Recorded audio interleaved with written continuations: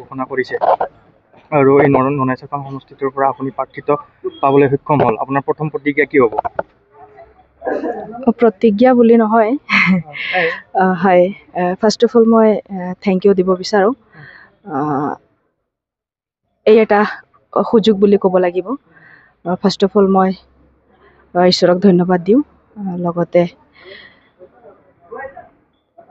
এজন ভগৱান স্বৰূপ ক'ব লাগিব, যিজন প্ৰমোদ বড়ো ছাৰ, তেখেতে এই সুন্দৰ সুযোগ এটা মোক দিলে। 33 নং ননাই চেৰপাং ৰাইজক বা 33 নং ননাই চেৰপাঙৰ বাসিন্দাক, যিটো নেকি সমষ্টি খুব ডিপ্ৰাইভ, আৰু এই সমষ্টিটোত আজি 5টা বছৰ ধৰি মই আছে কোঅৰ্ডিনেটৰ হিচাপে যদিও কাম কৰিছোঁ।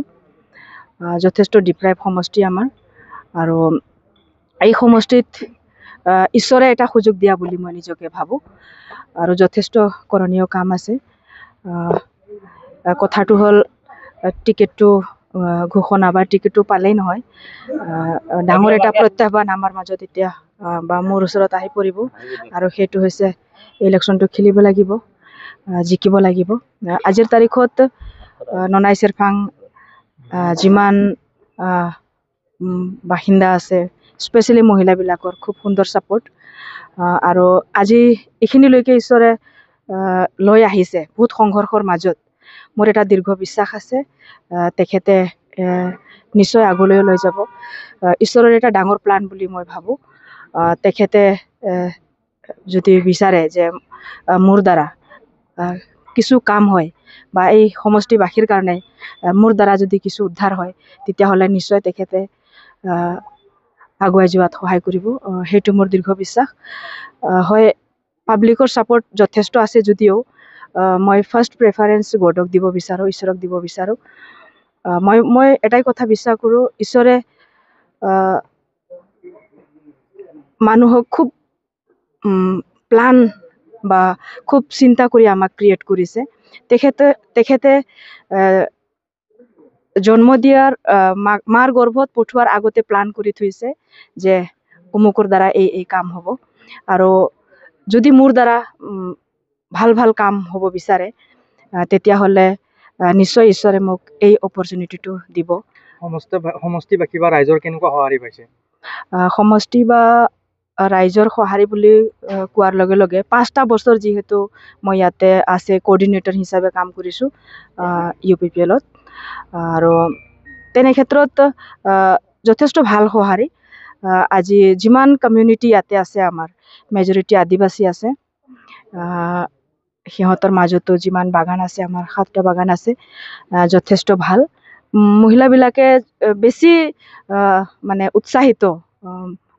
আজি যিমানজন কেণ্ডিডেট ইয়াতে জিকিছে ননাই চেৰপাঙত, সকলোবিলাকে পুৰুষে আছিলে, আৰু হয়তো এইবাৰ ৰুলিং গভৰ্ণমেণ্ট হিচাপে প্ৰথমজনী মহিলা মই ক'ব লাগিব, আৰু নিশ্চয় ভাল সঁহাৰি। 5টা বছৰৰ এক্সপিৰিয়েঞ্চ যিটো আছে, আৰু খুব সুন্দৰ হৈ আছে। আমাৰ 70টা বুথ আছে ইয়াতে। VCDC বা প্ৰাইমাৰী যদি ক'ব যাওঁ, তেতিয়াহ'লে 12টা প্ৰাইমাৰী আছে। তেনেকুৱা সুন্দৰ এটা টিম আমাৰ অলৰেডি আছে, আৰু ভিতৰুৱা যিটো পলিচি আছে, হাইকমাণ্ডে যিখিনি দিছিলে, সেইটো যদি কিবা কৰোঁ, তেতিয়াহ'লে যথেষ্ট ভাল সমষ্টিটো। আপোনাৰ আদিবাসী মাইনৰিটি যিখিনি আছে, চবে খুব মানে খুব আদৰৰ, আৰু মই মাইনৰিটি সমাজত আপোনাৰ গোৰ্খা যদি কওঁ, আজি গোৰ্খাবিলাকেও য'তেই যাওঁ, য'তেই মই কথা পাতোঁ, খুব সুন্দৰ এটা মানে মন্তব্য বা খুব আশা ৰাইজৰ, আৰু মোৰো খুব ইচ্ছা আছে। মোৰ এটা ইচ্ছা আছে, হিষ্ট্ৰী মেক হ'ব লাগে। 20টা বছৰত আমি জেন্টছকে দেখিলোঁ, মহিলাও যে কি কৰিব ভিতৰুৱাকৈ। তো মই সদায় এক্সট্ৰা অৰ্ডিনাৰী কাম কৰি ভাল পাওঁ। নিজৰ কাৰণে কৰিবলগীয়া বুলি যদি কওঁ, তেতিয়াহ'লে নাই। মানুহ হিচাপে যিখিনি লাগে জীয়াই থাকিবৰ কাৰণে, সেইখিনি মোৰ যথেষ্ট আছে। মই যি কৰিম সমষ্টিৰ কাৰণে কৰিম।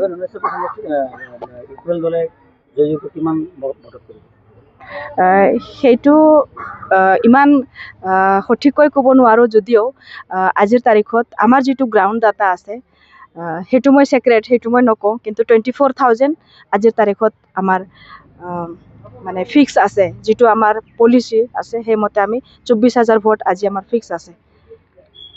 যদি আপুনি ননাই চেৰপাং সমষ্টিটোৰ পৰা জয়লাভ কৰে, আপুনি সমষ্টিবাসীক কেনেকৈ আগবঢ়াই লৈ যাব, বা প্ৰথম কাম আপোনাৰ কি হ'ব সমষ্টিবাসীৰ কাৰণে? হয়, প্ৰথম বা দ্বিতীয় কাম বুলি নহয়, এতিয়াতো ফাৰ্ষ্ট অফ অল জিতাটো মেইন। যথেষ্ট কৰণীয় আছে ইয়াতে। মানে বহুত বাঘা নেতাবিলাকো আহিব, আপোনাৰ আমাৰ যিখিনি অপজিশ্যন আছে সিহঁতেও থাকিব। তাৰে মাজত আমাৰ যিখিনি কৰণীয় আছে সেইখিনি কৰোঁ। সময়ত কি কৰিব লাগে সেইটো কৰি যাম। তেনেকুৱা প্ৰমিছ মই নিদিওঁ এতিয়া। ফেক্টৰ বুলি তেনেকুৱা দেখা নাই। আমি আমাৰ কামত আছোঁ। আমাৰ যিখিনি পলিচি আছে, আমি জিকিবৰ কাৰণে যিখিনি কাম কৰিব লাগে সেইখিনি আমি প্ৰিপাৰেশ্যন কৰি আছোঁ। ফেক্টৰ তেনেকুৱা নহয়। বিজেপিয়ে কিবা ক্ষতি কৰিব নেকি? সেইটো মই ক'ব নাযাওঁ। সিহঁতে ক্ষতি কৰে নকৰে, আমাৰ পলিচি যদি সঠিক থাকে তেতিয়াহ'লে ক্ষতি আৰু কিয়নো তেনেকুৱা আৰু।